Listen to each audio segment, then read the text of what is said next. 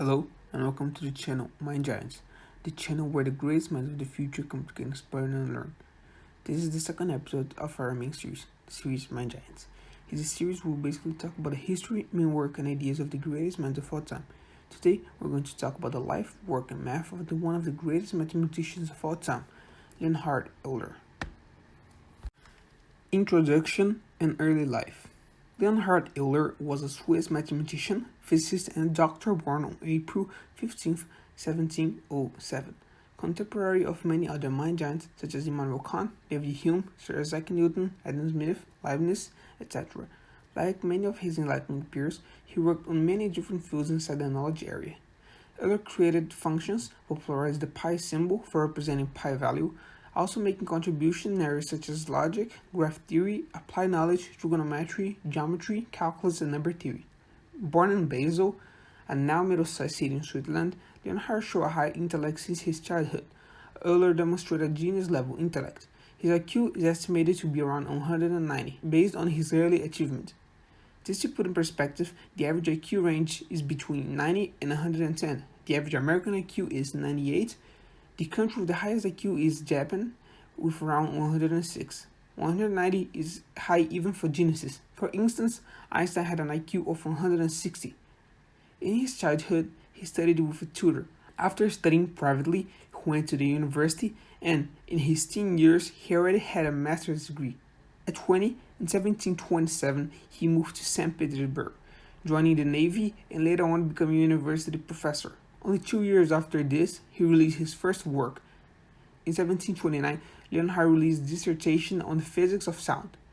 In 1734, he got married to his first wife. In the next year, he began to lose the sight of his right eye. After losing his sight, he became the Odin of mathematics.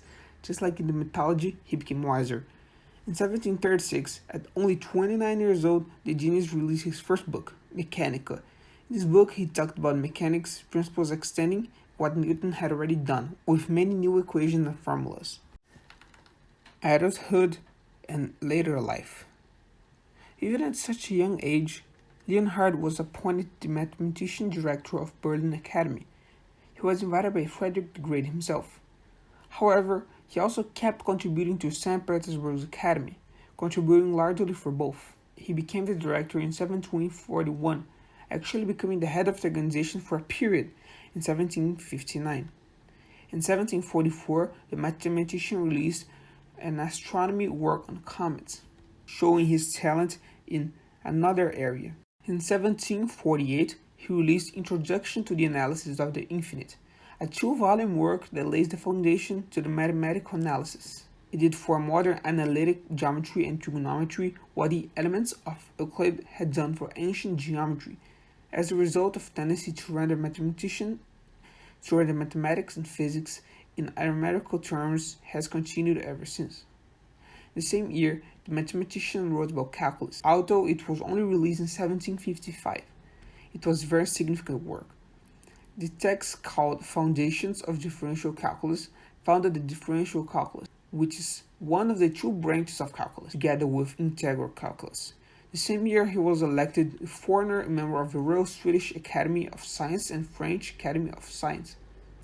In Berlin, he teaches Stepan Rumovsky, who later on was considered the first Russian astronomer. Even with all those achievements, he was a family man. It's often said that he was an amazing father to his children, and he also brought his mom to live with him after she became a widow. In the early 1760s, he wrote a series of letters to his friend.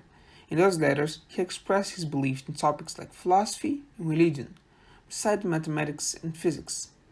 Those letters were published under the name, quote, Letters to a German Princess. Quote, in those letters, it became clear that Euler was really good at communicating complex ideas to a layman, besides his religious devotion, a rare ability to people so deep into research. In 1766, Leonhard decided to come back to Russia, the country where he lived until his death. In 1763, his wife, Catherine Axel, died.